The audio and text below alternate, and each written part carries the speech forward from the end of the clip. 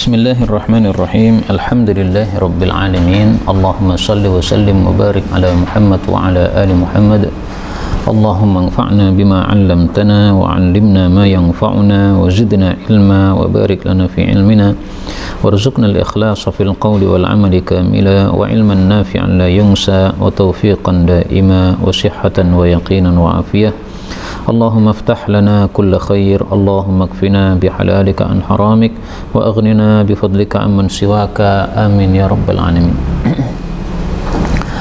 Kita lanjutkan pengajian kitab Buyu' karya Mbah Syekh Ghazali rahimahullahu ta'ala, dan kita sudah sampai pada hadis yang ke-13. Faqala al-muallif rahimahullahu ta'ala wa nafa'ana bihi wa bi'ulumihi fid dharain amin. An Wabisah bin Ma'badin, dari Wabisah bin Ma'bad al-Asadi. Wabisah ini laki-laki, sehingga taknya di sini tidak menunjukkan muannas ya. Dan memang di dalam bahasa Arab ada nama-nama laki-laki yang diakhiri dengan tak muannas seperti ini. Contohnya misalnya Salamah. Nah, Salamah itu kalau di kita perempuan, kalau di orang Arab malah laki-laki. Termasuk Wabisah ini laki-laki. Anna Rasulullah sallallahu alaihi wasallam qala, bersabda li Wabisah, kepada Wabisah, "Jita, kamu datang, tas'alu, bertanya, anil birri, tentang kebaikan, wal ithmi, dan dosa." Hadis ini disebut oleh para ulama termasuk dalail nubuwah. Artinya bukti bahwa beliau sebagai nabi betul. Karena begitu orang datang langsung bisa menebak isi hatinya. Kamu datang ke saya tujuannya ingin menanyakan dua hal kan? Padahal dia belum ngomong apa-apa, langsung Nabi sudah mengatakan kamu datang untuk menanyakan dua hal. Maka dia ngaku, qala qultu, saya mengatakan na'am, ya. Nah, ini apa? Termasuk dalail nubuwah. Seperti ini bisa disebut sebagai firasat. Dan tentang firasat itu ada satu hadis tetapi dhaif. Ittaqu firasatal mu'min, waspadailah firasatnya orang beriman, fa innahu yanzuru binurillahi azza wa jalla, karena dia melihat dengan sinarnya Allah azza wa jalla. Ini hadis riwayat Tirmidzi, derajatnya dhaif ya. Hanya saja meskipun derajatnya dhaif, kita lihat apa penjelasan para ulama. Mereka mengatakan bahwasanya mana ada nggak penjelasannya? Nah, di sini nggak ada penjelasannya yang lebih gamblang ya. Tapi saya pernah membaca penjelasan para ulama bahwa hadis ini meskipun dhaif tetapi mujarrabun, mujarrab alias terbukti. Jadi ada hadis-hadis yang dari sisi sanadnya adalah dhaif, tapi dari sisi faktanya memang dia betul-betul terbukti seperti itu. Orang-orang yang imannya sudah kuat itu bisa melihat dengan mata hatinya sehingga firasatnya tepat. Qala, Wabisah mengatakan, fajama'a, maka Nabi mengumpulkan asabi'ahu, jari-jari beliau, fadaraba biha, lalu memukul dengan jari-jarinya sadrahu, kepada dadanya, yaitu dadanya si Wabisah. Wa qala, dan beliau bersabda, istafti, tanyalah nafsaka, kepada dirimu sendiri. Istafti, tanyalah qalbaka, kepada hatimu sendiri. Ya Wabisah, wahai Wabisah. Qalahu thalathan, Nabi mengucapkannya 3 kali. Nah, ini kata-kata thalathan, cara mengucapkannya qalahu ya. Kita tambah qalahu. Meskipun tidak tertulis, tapi seperti itulah cara membaca hadis yang benar. Kalau kita tidak mau mengatakan qalahu thalathan, boleh juga dengan cara kita ulang ucapan ini 3 kali. Istafti nafsak, istafti qalbak, ya Wabisah. Kita baca lagi. Kemudian kita baca lagi 3 kali, nggak apa-apa. Nah, kalau sudah 3 kali kita baca, berarti thalathan nggak usah dibaca lagi. Al-birru, kebaikan itu, matma'annat, apa yang tenang, ilaihi, kepadanya, an-nafsu, jiwa. Watma'anna, dan tenang, ilaihi, kepadanya, al-qalbu, hati. Wal ithmu, dan dosa itu, mahaka, apa yang ragu-ragu, fin nafsi, dalam jiwa. Wataraddada, dan ragu-ragu atau maju mundur, fis sadri, di dalam dada. Wa in, meskipun, aftaka, memberi fatwa kepada engkau, annasu, para manusia, wa aftauka, dan mereka memberi fatwa kepada engkau. Hadis riwayat Darimi tapi sanadnya dhaif karena ada rawi bernama Zubair Abu Abdissalam, dia tidak mendengar hadis dari Ayyub. Nah, berarti sanadnya apa? Munqati' atau terputus. Sanad yang terputus menyebabkan hadisnya dhaif. Meskipun hadisnya dhaif, tetapi maknanya sahih. Karena hadis yang semakna dengan ini ada beberapa. Maka bisa dilihat di dalam kitab Arba'in Nawawiyah, ada 2 hadis yang maknanya sama yang ditampilkan oleh Imam Nawawi dalam 1 nomor. Nih. Hadis ke berapa itu saya nggak ingat ya, tapi di situ isinya 2 hadis. Ini menunjukkan satu sama lain saling menguatkan. Maka hadis ini ditampilkan oleh Mbah Ghazali, sementara hadisnya dhaif tidak ada masalah karena dhaif hanya dari sisi sanadnya saja, tapi maknanya sahih. Istilahnya adalah dhaifu al-mabna, sahihu al-ma'na. Dhaif mabnanya, bangunannya, ya maksudnya sanadnya, sementara sahih maknanya. Dan seperti ini banyak hadis-hadis yang mabnanya atau sanadnya dhaif tapi maknanya sahih. Tapi tetap saja ya, di antara para ulama terbagi 2. Ada yang mengatakan hadis ini dhaif, ada yang mengatakan hadis ini sahih tadi. Kalau kita mengatakan hadis ini dhaif, maka kita menolak isi hadis ini.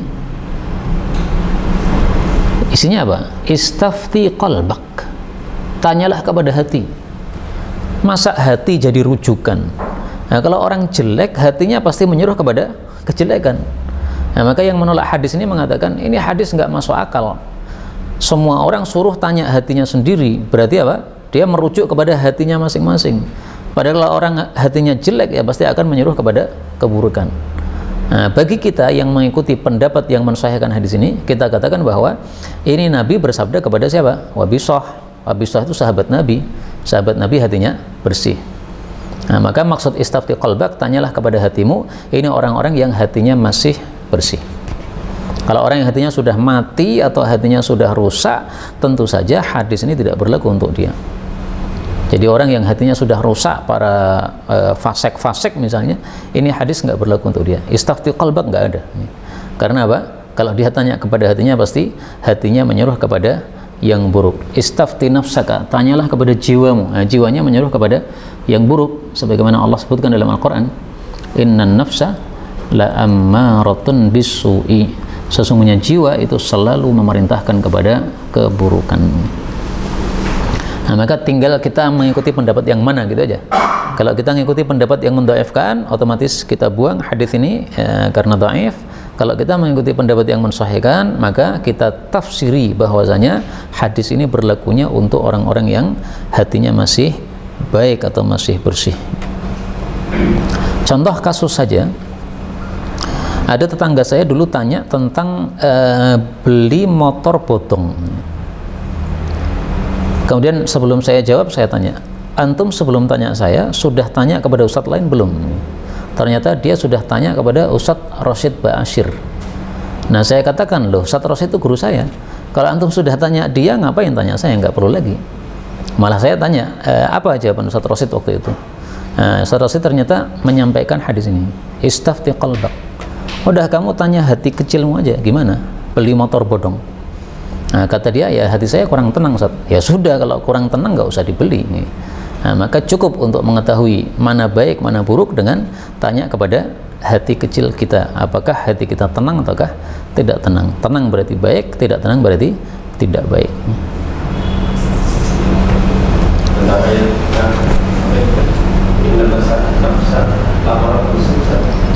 Tadi itu masih nafsu atau manusia? Innan nafsa, sesungguhnya nafsu, jiwa. Nafsu itu artinya jiwa. Sehingga para ulama berselisih pendapat, apakah nafsun dengan ruhun itu sama? Nafsun itu jiwa, ruhun itu nyawa. Apakah sama? Nah, pendapat yang mengatakan sama karena Rasul Shallallahu Alaihi Wasallam bersabda, sesungguhnya orang yang mati itu matanya mengikuti kepada nafas. Mengikuti kepada apa? Nafas. Berarti nafas itu adalah roh. Nah, maka yang mengatakan roh adalah nafsu, ya punya dalil. Tetapi kalau kita perhatikan sebenarnya berbeda. Roh itu adalah zat yang apabila ada pada tubuh kita, maka tubuh kita masih hidup, masih bisa berkata, masih bisa melek dan sebagainya. Tapi kalau nafsu itu lain. Nafsu itu yang ada dalam bisikan hati kita itu ya. Apakah membisikkan kepada kebaikan atau membisikkan kepada keburukan? Nah, itu nafsu. Maka berbeda antara roh dengan nafsu. Roh tugasnya untuk apa? Untuk menghidupkan tubuh ini. Apakah dia masih berjalan ataukah berhenti? Apakah dia masih mengalir darahnya ataukah tidak? Itu roh. Kita lanjutkan hadis yang ke-14. Wa an Abil Hawra'i As-Sa'di radhiyallahu anhu qala, qultu, saya berkata, lil Hasan, kepada Hasan ibni Aliyin, putranya Ali bin Abi Thalib radhiyallahu anhu, yaitu cucu Nabi sallallahu alaihi wasallam, ma tahfadhu, apa yang engkau hafal, min Rasulillah sallallahu alaihi wasallam, dari kakekmu Nabi sallallahu alaihi wasallam. Qala, Hasan berkata, sa'alahu, telah bertanya kepada beliau, rajulun, seseorang, an masalah, tentang satu masalah, la adri mahya, saya tidak tahu apa itu. Faqala, maka Nabi bersabda, da', tinggalkanlah, ma yaribuka, apa yang meragukan kamu, ila ma la yaribuka, kepada sesuatu yang tidak meragukan kamu. Hadis riwayat Darimi. Ini ditampilkan oleh Mbah Ghazali, maksudnya adalah di dalam mencari rezeki hendaklah kita mengambil yang yakin halal. Adapun yang kita ragu-ragu apakah halal ataukah haram, maka hendaklah kita tinggalkan. Ya, seperti jual beli motor bodong tadi, mungkin hasilnya banyak ya, tetapi kalau hatimu ragu-ragu, maka tinggalkan, cari kerja yang lain yang yakin halalnya, karena efeknya besar tadi. Kalau kita makan yang haram, maka doa tidak dikabulkan oleh Allah Subhanahu wa Ta'ala. Kalau makan yang halal, maka mudah dikabulkan oleh Allah Subhanahu wa Ta'ala. Jadi ini meninggalkan apa yang meragukan kamu, namanya apa? Wara' ya. Dan wara' itu adalah ibadah yang paling bagus. Dua dalil saya tampilkan, wara' adalah ibadah yang paling bagus. Rasulullah bersabda, kun wari'an, jadilah kamu orang yang wara', takun a'badan nas, kamu akan menjadi orang yang paling ahli ibadah. Jadi paling ahli ibadah versi Nabi itu bukan orang yang paling banyak sholatnya, paling banyak sedekahnya, paling banyak puasanya, tidak. Yang paling wara', yang paling ibadah itu adalah yang wara'. Apa fungsinya kita banyak puasa tapi apa-apa diambil, tidak peduli halal haram? Apa fungsinya kita banyak baca Quran tapi segala sesuatu kita ambil, nggak peduli halal haram? Berarti belum ahli ibadah. Ini hadis riwayat Baihaqi dalam Syu'abul Iman.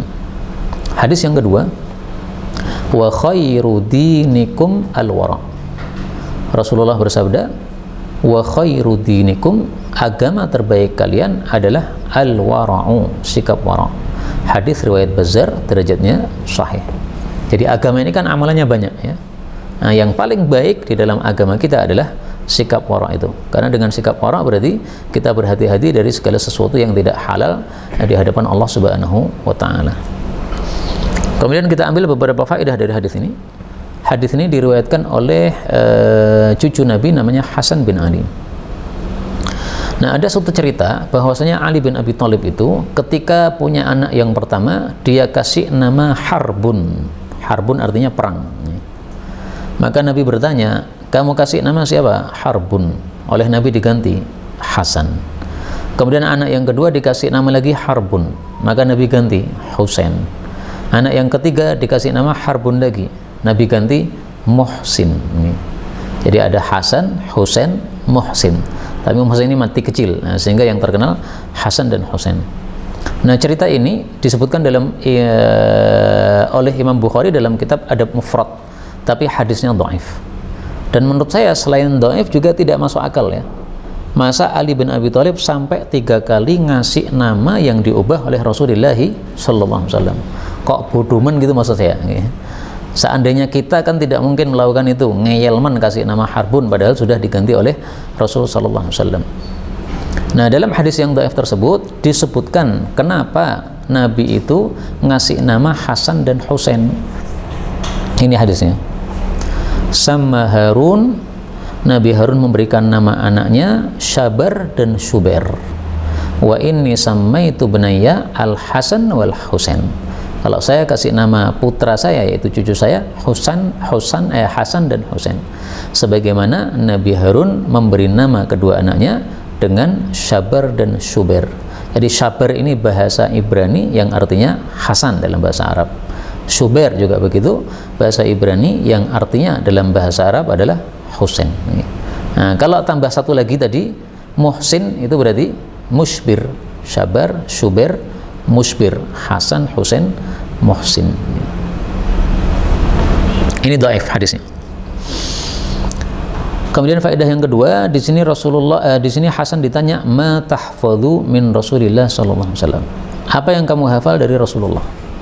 Ini menunjukkan bahwa ilmu itu salah satu asasnya atau pedomannya adalah menghafal. Maka anak-anak kecil ya kita latih untuk menghafal terus. Karena anak kecil sangat mudah sekali untuk menghafal. Mereka dengar 1-2 kali aja sudah mudah untuk hafalnya. Dan ada beberapa hadis yang menunjukkan bahwa ilmu itu untuk dihafal. Rasulullah Shallallahu Alaihi Wasallam bersabda,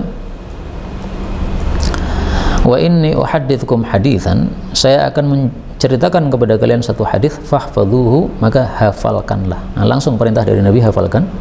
Ini hadis riwayat Tirmidzi. Hadis yang kedua, Rasulullah Shallallahu Alaihi Wasallam bersabda, "Naddarallahu mura'an," semoga Allah membaguskan wajahnya seseorang, "sami'a minna haditsan," yang mendengar hadis dari kami, "fahafidhuhu," lalu dia menghafalnya. Nah, maka ilmu ini perlu kita hafalkan ya. Hadis-hadis Nabi dihafalkan, ayat-ayat Quran dihafalkan. Tapi kalau menghafalkan itu paling bagus ya urut nih. Urut artinya Quran dulu. Jangan menghafalkan syair-syair sementara Qurannya belum dihafal nih. Jadi basis ilmu pertama ya Quran nih. Quran sudah selesai, menghafal hadis Nabi sallallahu alaihi wasallam.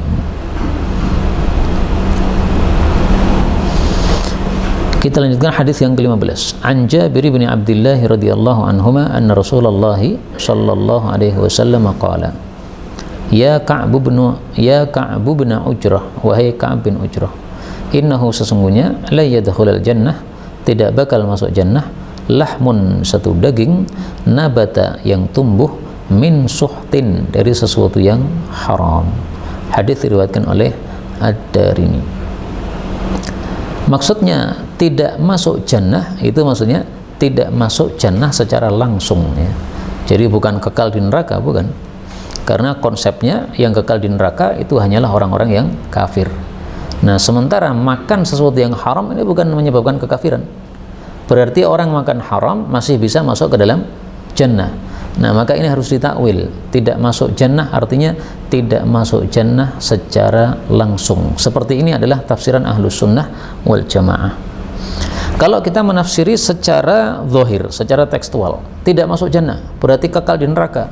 Nah, saat itulah kita masuk perangkapnya mazhab atau pemikirannya orang-orang yang disebut Mu'tazilah. Khawarij. Khawarij itu kan mudah mengkafirkan kaum muslimin. Dengan dosa besar mereka kafirkan. Orang zina kafir, orang bohong kafir, orang makan haram kafir, semua kafir. Itu Khawarij yang mudah mengkafirkan. Lan itu tidak akan mungkin. Ya, lan ini adalah linafyil abad, untuk menafikan selama-lamanya. Lan tidak akan yadkhulul jannah, masuk ke dalam jannah. Maksudnya tidak akan masuk ke dalam jannah secara langsung. Kok ditafsiri begitu gimana? Karena supaya tidak bertentangan dengan hadis-hadis yang lain. Jadi para ulama kenapa mentakwil hadis seperti ini? Kenapa tidak memahami sesuai zahirnya saja? Kenapa?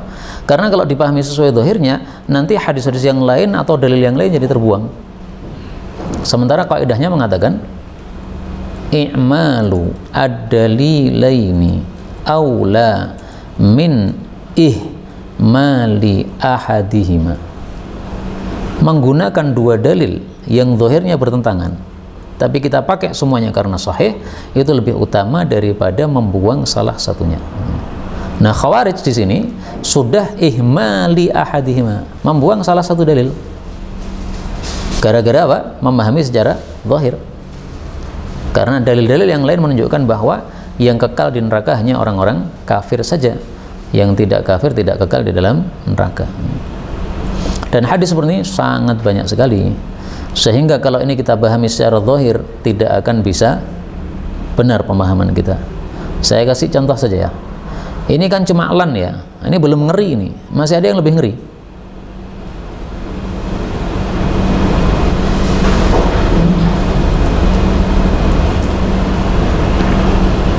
Man qatala nafsah, barang siapa bunuh diri dengan senjata tajam, maka senjata tajamnya di tangannya, dia menusuk-nusuk pada perutnya besok dalam neraka jahanam, khalidan kekal, mukhalladan dikekalkan, fiha di dalamnya, abadan selama-lamanya. 3 kalimatnya.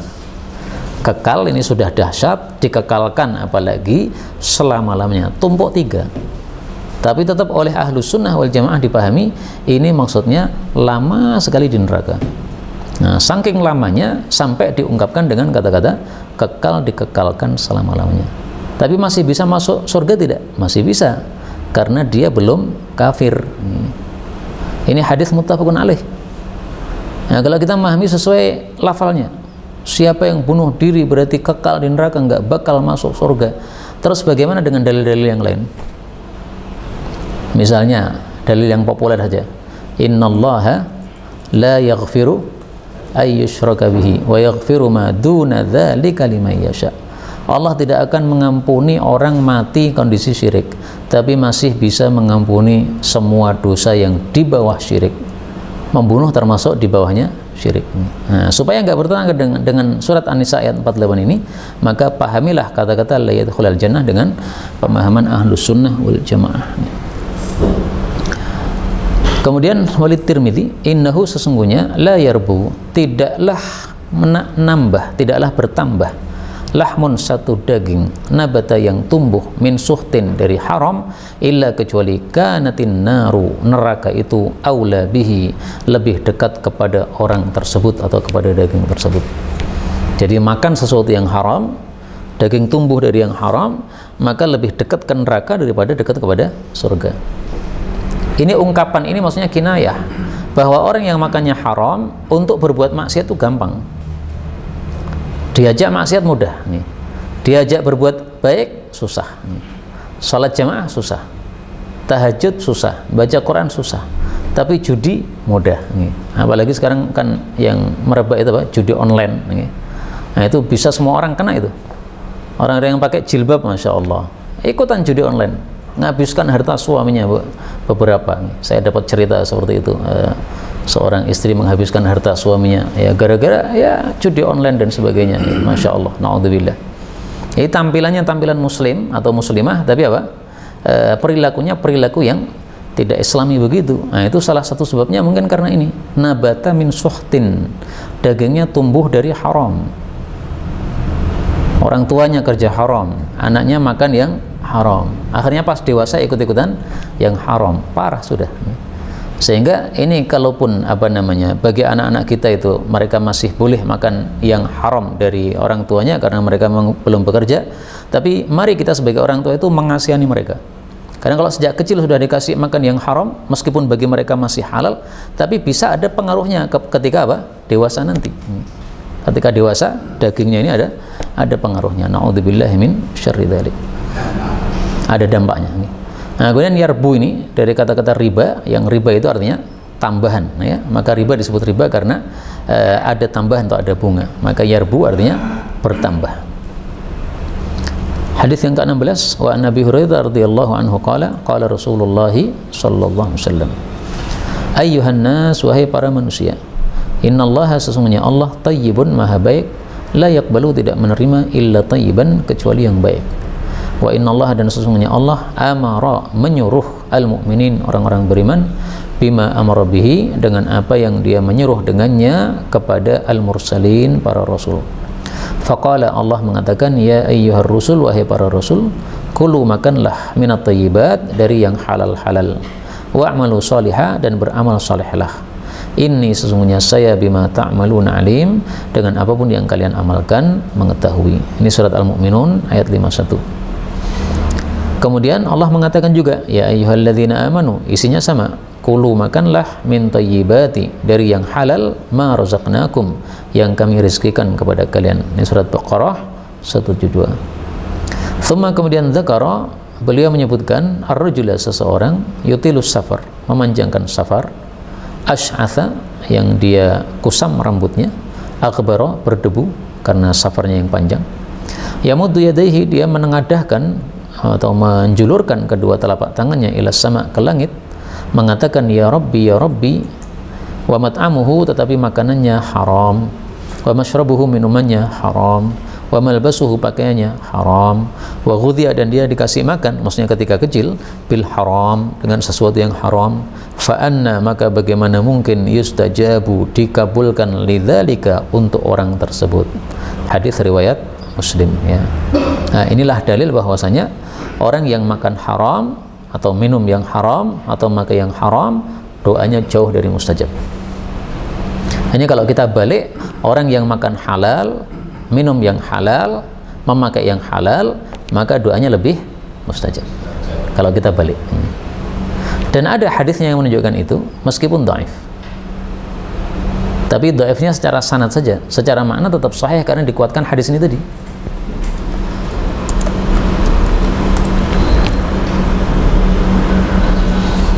Ini ceritanya Sa'ad bin Abi Waqqas. Dia salah satu dari sahabat Nabi yang dijamin masuk surga. Dia bertanya, wahai Rasulullah, doalah kepada Allah supaya saya dijadikan mustajab doa saya. Maka Nabi bersabda, ya Sa'ad, wahai Sa'ad, atib mat'amaka, makanlah yang halal, takun mustajab dakwah, kamu akan jadi orang yang mustajab doanya. Nah, ini hadisnya di dalam riwayat Tabarani ada rawi yang tidak dikenal, berarti hadisnya hadis yang dhaif karena ada rawi yang majhul. Tapi maknanya sahih karena dikuatkan hadis yang kita baca tadi. Karena itu orang yang makan, nah ini makanannya ini ada efeknya kepada agamanya. Padahal makan ini perkara dunia, tapi ternyata ada efeknya terhadap agamanya. Imam Bukhari itu menjadi Imam Bukhari karena bapaknya dan ibunya orang-orang soleh. Bapaknya mengatakan, wahai Bukhari, tidak saya kenal ada 1 dirham yang haram yang saya berikan kepada engkau. Sampai sekarang, kau sudah dewasa nih. Nah, sekarang sudah dewasa, kamu cari sendiri harta yang halal. Karena dari kecil sampai kamu dewasa, saya udah jaga, nggak pernah 1 dirham haram masuk ke perut kamu. Nah, ini bapak yang kayak begini menghasilkan apa? Imam Bukhari rahimahullahu ta'ala. Jadi jangan bayangkan kalau ada ulama-ulama besar itu dibalik dia tidak ada siapa-siapa, pasti ada. Imam Sufyan Tsauri, kenapa muncul Imam Sufyan Tsauri? Karena ibunya yang dahsyat. Kata ibunya, wahai Sufyan, kamu pergi ke majelis ilmu sana, cari ilmu. Tapi kalau kamu cari ilmu, tambah ilmu, kok amalmu nggak tambah, nggak usah belajar kamu. Nggak ada gunanya kamu. Ngaji-ngaji ke sana kemari, tapi apa? Amalnya nggak tambah. Nah, ini cambukan bagi Imam Sufyan Tsauri untuk betul-betul mengamalkan ilmu yang dia pelajari di majelis ilmu, sehingga muncul Imam Sufyan Tsauri. Dan saya yakin ibunya pasti apa? Mendoakan, ya, melepas putranya sambil mendoakan. Nah, itu bisa dibaca kisah-kisah seperti ini dalam bukunya Dr. Sufyan Baswedan, judulnya Ibunda Para Ulama. Baik, kita ambil beberapa faedah. Faedah yang pertama, Tayyib ini salah satu dari nama-nama Allah Subhanahu wa Ta'ala. Karena di sini disebutkan innallaha tayyibun. Nah, maka tayyib termasuk dari nama-nama Allah Subhanahu wa Ta'ala. Kemudian la yaqbalu illa tayyiban. Allah tidak menerima kecuali yang baik. Nah, amal yang baik atau yang disebut amal soleh itu menurut para ulama harus memenuhi 2 syarat. Syarat yang pertama adalah ikhlas. Syarat yang kedua adalah mutaba'ah. Ikhlas itu dari sisi niatannya ingin mencari pahala dari Allah. Mutaba'ah itu dari sisi pengamalannya sesuai dengan ajaran Rasulullah sallallahu alaihi wasallam. Nah, kalau ada amalan yang tidak ikhlas berarti tidak thayyib, enggak diterima. Ada amalan yang ikhlas tapi tidak mutaba'ah berarti tidak thayyib, tidak diterima oleh Allah Subhanahu wa Ta'ala. Kemudian kalimat ini, Allah menyuruh kaum mukminin dengan perintah yang sama kepada kepada para rasul. Ini menunjukkan bahwa hukum-hukum yang berlaku kepada para rasul, maka secara umum itu juga berlaku kepada pengikutnya, kaum mukminin. Kaidahnya adalah begini. At-tabi'u tabi'un.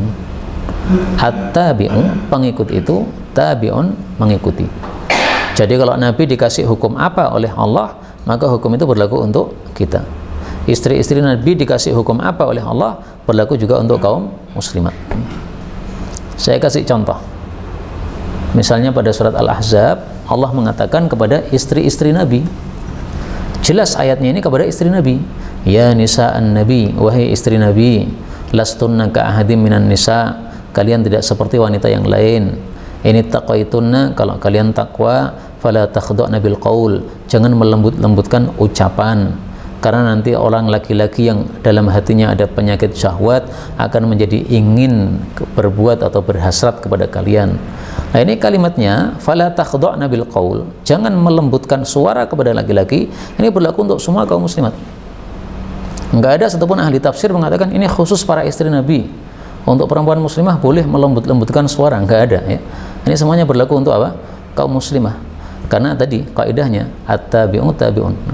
Nah, kaidah ini kita temukan dari dalil-dalil seperti ini tadi. Wa innallaha amaral mu'minin bima amara bihi al-mursalin. Kemudian di sini yang unik adalah pada kalimat ini. Kulu minat thayyibat wa'malu sholihah. Makanlah yang halal dan beramal solehlah. Setelah disebut makan yang halal, lalu disebut amal soleh. Seolah-olah ada kaitan. Nih. Kalau makanmu halal, maka mudah untuk amal soleh. Sebaliknya dengan hadis yang tadi itu, kalau makannya haram, maka mudah untuk beramal yang maksiat. Sehingga kalau kita ini mudah maksiat, kita perlu apa? Introspeksi. Ngapain saya ini kok mudah maksiat nih? Ya? Sebabnya apa ini? Apakah ada haram yang saya ambil atau saya pakai? Mungkin kita mengambil sesuatu yang haram, tapi kita tidak menyadarinya. Ya perlu apa? Introspeksi supaya tidak berkelanjutan. Terus yang baik juga di sini Allah Subhanahu wa taala mengatakan, ya ayyuhalladzina amanu kulu min thayyibati ma razaqnakum washkuru. Lanjutannya gitu kan? Washkuru lillah. Sementara di sini tadi wa'malu sholihah. Nah, makanya kata Syekh Utsaimin, cara bersyukur kepada Allah Subhanahu wa taala itu adalah dengan cara beramal soleh. Karena dua ayat ini isinya sama, kata beliau. Kalau pada Al-Baqarah Allah mengatakan kulu washkuru, makanlah dan bersyukurlah. Sementara pada surat Al-Mu'minun Allah mengatakan kulu wa'malu, makanlah dan beramal solehlah. Nah, berarti syukur itu definisinya adalah amal soleh, atau syukur itu caranya adalah amal soleh. Maka jelas salah kalau ada orang mengatakan kita merayakan Agustusan untuk mensyukuri nikmat kemerdekaan. Jelas salah. Karena mensyukuri nikmat tidak dengan apa? Merayakan. Mensyukuri nikmat dengan cara wa'malu sholihah. Maka kalau kita mensyukuri betul-betul 19 Agustus kita kemudian bagi-bagi sembako kepada orang miskin, itu sudah mengamalkan ayat ini. Wa'malu sholihah, ya, beramal soleh, jelas sedekah. Atau amal soleh yang lain, amal soleh yang lazim atau yang qasir, yang untuk diri sendiri seperti membaca Quran, atau yang muta'addi seperti sedekah yang lebih manfaat. Faedah berikutnya, di sini Rasulullah sebutkan 3 perkara yang menyebabkan doa terkabul. 1, safar, ini doa terkabul. 2, mengangkat tangan ke langit, ini doa terkabul. 3, ucapan ya Rabbi, ini dikatakan sebagai Ismullahil Akbar, nama Allah terbesar, berarti doanya terkabul. Waalaikumsalam. Tapi sayangnya dia melakukan 3 perkara yang menyebabkan doa tidak terkabul. Makan haram tidak terkabul, minum haram doa tidak terkabul, pakaian haram tidak terkabul. Adapun diberi makan dengan yang haram, ini maksudnya ketika kecil dikasih makan oleh orang tua dengan yang haram. Anaknya nggak berdosa. Kenapa? Dia masih kecil, dia nggak bisa mencari nafkah sendiri. Makanya ini 3 perkara yang menyebabkan doanya tidak terkabul. Makan, minum, dan pakaian. Nah, sama-sama 3 ternyata lebih kuat yang tidak menyebabkan doanya terkabul. Nah, saya akan tampilkan di sini bahwa musafir itu doanya terkabul. Apakah ada dalilnya? Ada. Rasulullah SAW bersabda, da'watul musafir, doanya orang yang bersafar. Nah, kalau tidak ada, kita caranya ini hilangkan ini, karena kadang-kadang campur dengan wawu, ya. Salathu da'awatin mustajabatun, 3 doa yang dikabulkan. Da'watus shaim, doanya orang puasa, doanya orang yang terzalimi, dan doanya orang yang bersafar. Hadis riwayat Baihaqi sahih. Adapun ini mengangkat tangan doanya terkabul, ini juga ada hadisnya. Ini. Kalau mau dicari dengan kata kunci sifron. Sifron itu artinya kosong. Innallaha hayyun, Allah itu maha malu. Malu untuk apabila hamba itu mengangkat tangan kepada Allah, lalu Allah mengembalikan tangan itu dalam keadaan kosong dan hampa. Sifron, kosong, khaibata ini hampa. Hadis riwayat Abu Daud. Berarti pas doa kita angkat tangan ini lebih menyebabkan mustajab ya. Karena Allah malu untuk nolak atau ngosongkan tangan kita. Dan cara berdoa boleh dengan cara ini ditempelkan begini, boleh dengan cara direnggangkan begini. Para ulama katakan kalau ditempelkan seperti kita menerima sesuatu yang kecil. Nah, kayak ini apa? Pisang ini ya. Kalau kita lebarkan begini seolah-olah menerima barang yang besar ya, kayak bantal atau apa gitu yang diterima ini. Maka dua-duanya boleh. Kenapa? Oh, kalau ke atas begini ya. Kalau ke atas begitu itu untuk doa istisqa saja, Pak. Jadi kalau doa normal itu setinggi dada begini. Makanya kata Ibnu Abbas doa itu ada 3. Kalau untuk menolak bala maka ininya ke langit ya, itu begini nih. Termasuk istisqa itu ya, karena untuk menolak bala itu bala apa namanya kekeringan. Kemudian kalau meminta yang normal nah seperti ini. Kalau untuk istighfar maka seperti ini. Maka para khatib kalau turun dari mimbar Jumat, astaghfirullah li wa lakum. Cuma apa? Dengan telunjuk begini. Bukan menolak ini ya, tangannya ditundukkan. Nah, kalau menolak itu memang ada 2 tafsiran, Pak. Ada yang doanya begini. Jadi kalau meminta begini, menolak begini. Tapi ada yang menafsirkan enggak begini, tapi maksudnya memintanya tinggi-tinggi sampai terbalik.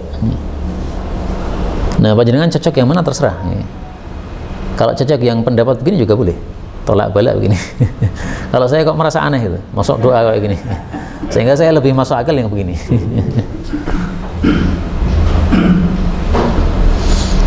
Kalau yang tadi waman amru haraman itu termasuk cara mendapatkannya. Haram di sini, makanan yang haram ini ada 2 macam. Ada yang haram zatnya, ada yang haram caranya. Ayam itu halal, tapi kalau maling ayam berarti haram caranya.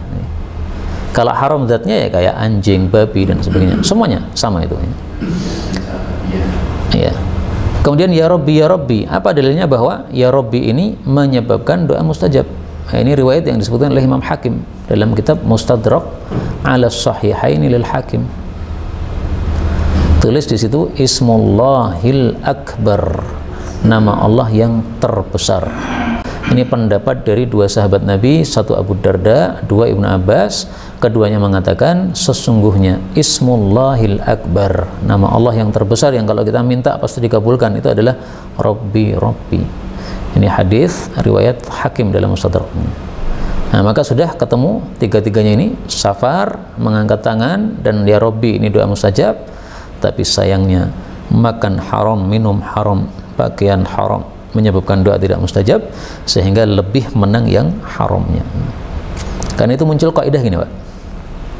Idza ijtama'a al-halalu wal haramu ghullibal haram. Kalau kumpul yang halal dengan yang haram, maka dimenangkan yang haram. Ini teh ini ya. Coba diteteskan di situ 1 tetes saja pipis ini.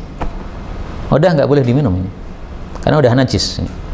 Padahal pipisnya cuma setetes saja, tapi teh segini banyaknya, semuanya jadi kalah. Ini kaidah ini bisa diambil dari hadis-hadis seperti ini. Ini sama-sama 3 ya. Sementara 3 yang pertama menyebabkan doa mustajab, 3 yang kedua menyebabkan doa tidak mustajab. Menang yang tidak mustajab. Ghulibal haram.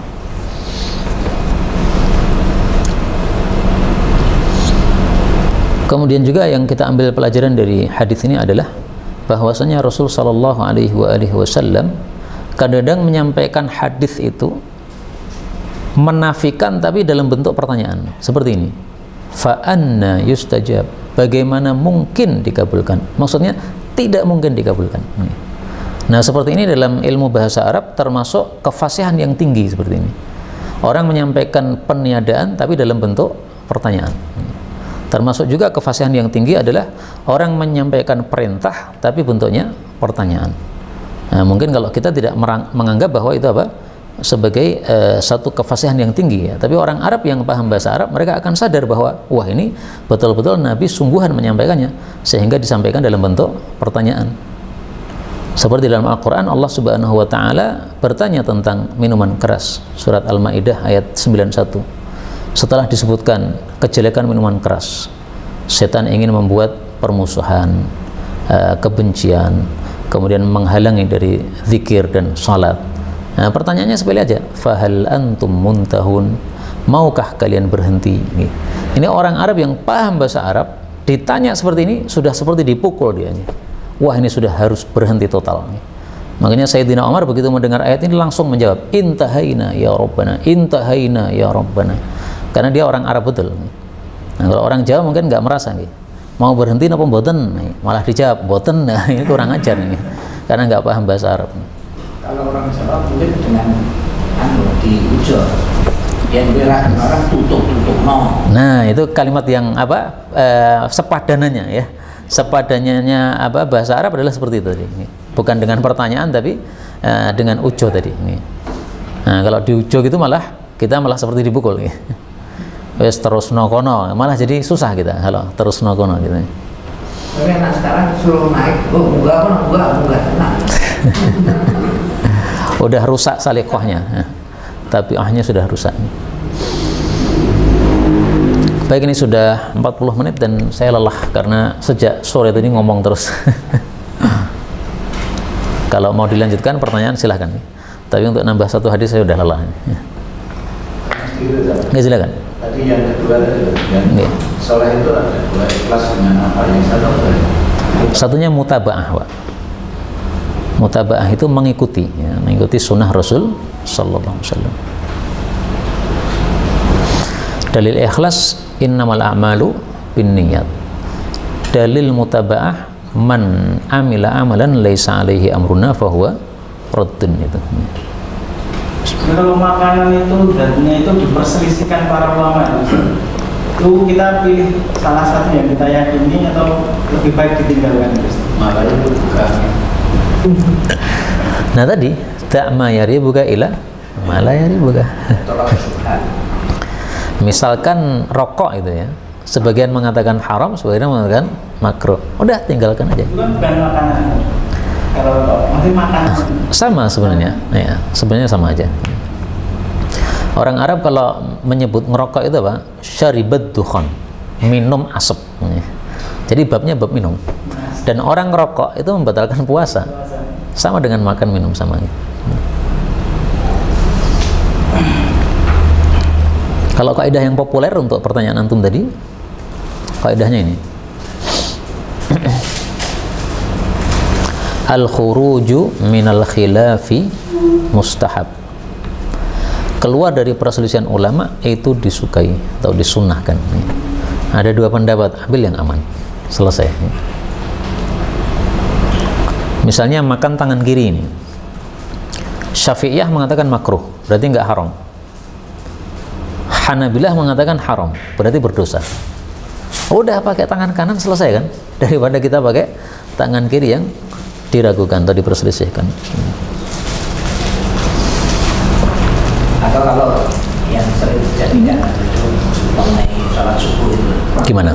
Ya, kunut atau enggak? Wes sing ora bener sing ora sholat. Nah itu juga bagus ya, supaya orang tidak bertengkar. Kok habis bener?